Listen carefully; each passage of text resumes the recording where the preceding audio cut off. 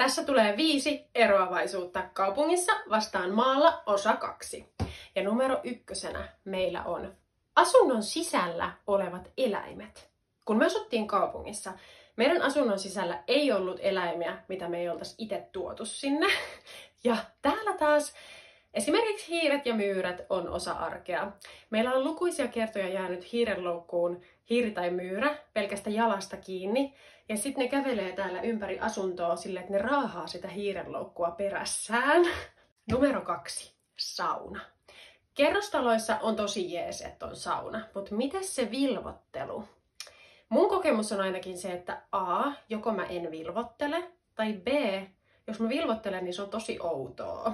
Täällä taas mä saunon meidän pihasaunassa ja tulen alasti tuohon pihalle vilvottelemaan. Ja jos mä haluan, mä voin lähteä käyskentelemään täällä pihamaalla myös alasti. Kävellä kuin Eeva paratiisissa, ottaa kasvihuoneesta tomaatin välipalaksi. Numero 3.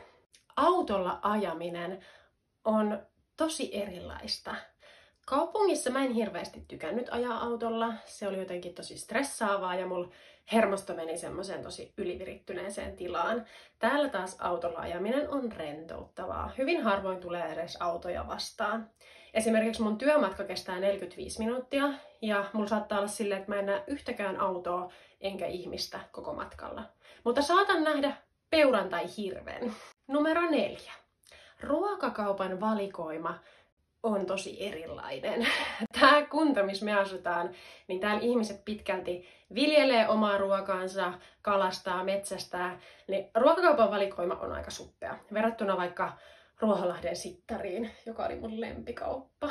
Kun me muutettiin tänne, me ihmeteltiin, miksi kaupassa ei myydä kalaa, kunnes vuoden päästä meille selvisi, että kerran viikossa tämmöinen paikallinen yritys käy myymässä siinä kaupan pihassa tuoretta vastapyydettyä kalaa tosta järvestä. Ja numero 5. Talvi. Kaupungissa talvi oli kylmä, harmaa, pimeä, loskanen, harmaa. Täällä taas. Täällä on satumaa.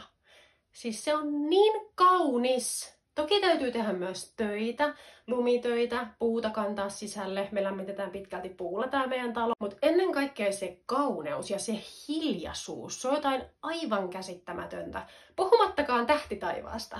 Meillä ei ole mitään valosaastetta täällä lähimainkaan, niin se on aivan crazy. Mä en ole missään nähnyt semmoista tähtitaivasta. Mä voisin siis jatkaa näitä loputtomiin. Pitäisikö mun tehdä osa 3? Kerro kommenteissa, mitä ajatuksia nämä herättää.